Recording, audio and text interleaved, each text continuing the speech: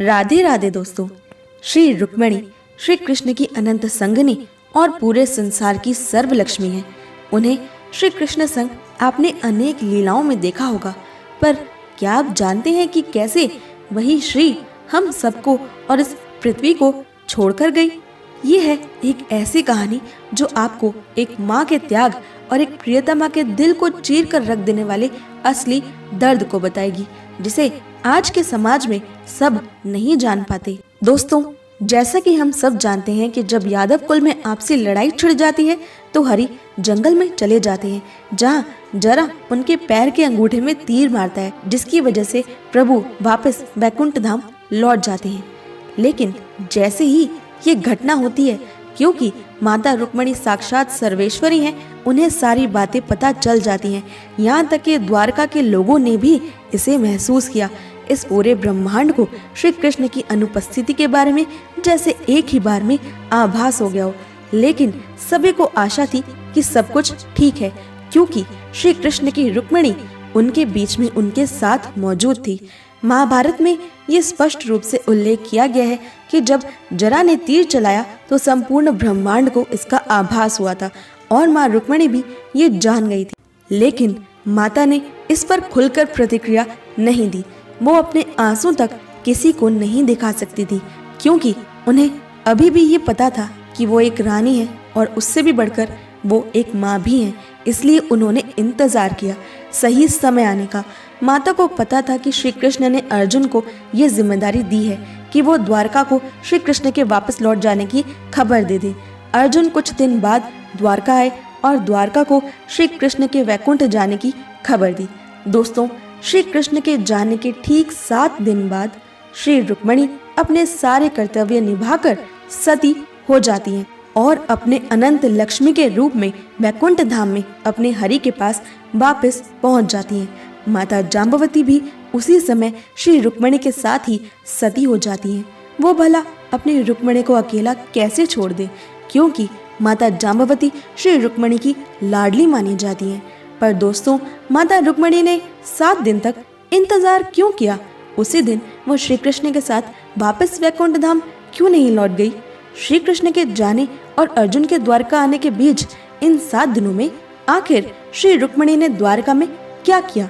दोस्तों, ये 7 दिन सिर्फ 7 दिन नहीं है, ये हमारे 7 चक्र हैं और वैकुंठ के भी 7 द्वार है।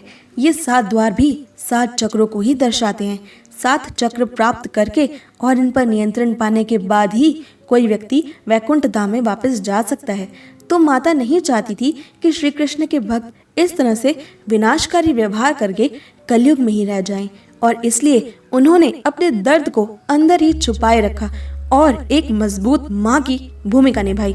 उन्होंने खुद को सबसे मजबूत बनाया ताकि उनके भक्तों को उन्हें देखकर ताकत मिल सके। और श्री कृष्ण के वियोग में रोते बिलखते संपूर्ण ब्रह्मांड को एकमात्र सहारा माता का ही था।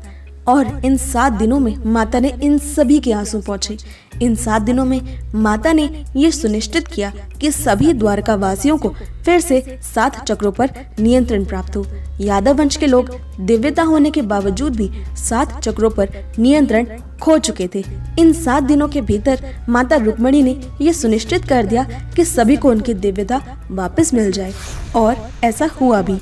हर द्वारका वासी को माता रुक्मिणी की ही वजह से उनकी दिव्यता वापस मिलती है और वो वापस वैकुंठ धाम में लौट जाते हैं। श्री रुक्मिणी द्वारका के प्राण हैं, जो द्वारका श्री कृष्ण के चले जाने पर भी 7 दिन तक मजबूती से खड़ी रही, वो श्री रुक्मिणी के जाते ही जलमग्न हो जाती है। और रही बात श्री रुक्मिणी की, तो उनके दर्द की तो हम कल्पना भी नहीं कर सकते।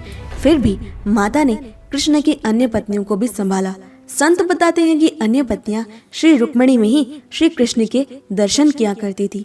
दोस्तों, श्री रुक्मिणी की ये लीला हमें ये बताती है कि माता रुक्मिणी अपने बच्चों को कभी अंधेरे में नहीं छोड़ती है। यहाँ तक कि गहरे अवसाद से तंग आकर भी माता ने कभी भी अपने भक्तों को अंधेरे में नहीं छोड़ा, और उन्होंने सबसे पहले सभी को हरि तक पहुँचाया और फिर वे स्वयं चली गई। यही हमारी माता है। और इसलिए एक कथा के अनुसार पांडवों ने भगवान श्री कृष्ण के देह को अग्नि दी थी। उनका देह तो अग्नि के द्वारा नष्ट कर दिया गया, लेकिन उनका दिल वैसा का वैसा ही रहा। आग की लपटें तक उनके हृदय को कुछ नहीं कर सकी, क्योंकि माता रुक्मिणी स्वयं उनके हृदय में विराजित है और आज उनका ये दिल जगन्नाथपुरी धाम में स्थापित है। माँ रुक्मिणी अब भी हमें मोक्ष दिलाने के लिए तैयार है। वह हमें हमारे स्वधाम वैकुंठ वापस ले जाने के लिए भी तैयार है, लेकिन क्या हम तैयार हैं? क्या हमें उसी तरह माता पर विश्वास है जिस प्रकार द्वारका के लोगों को था?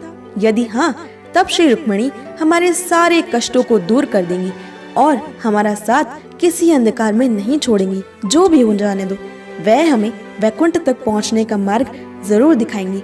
वह हमें श्री कृष्ण के चरण कमलों तक अवश्य पहुंचाएंगी। दोस्तों, मुझे इंस्टाग्राम पर फॉलो करना बिल्कुल ना भूलें। मेरी इंस्टाग्राम आईडी है @krishna_my_soul_khushbu।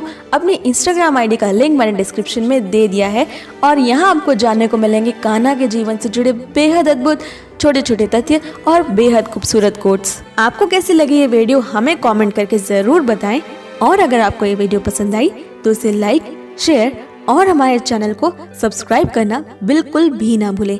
कान्हा से जुड़ी सबसे खास जानकारी को पाने के लिए मैं मिलती हूँ आपसे अगली वीडियो में। तब तक के लिए stay happy and Radhe Radhe.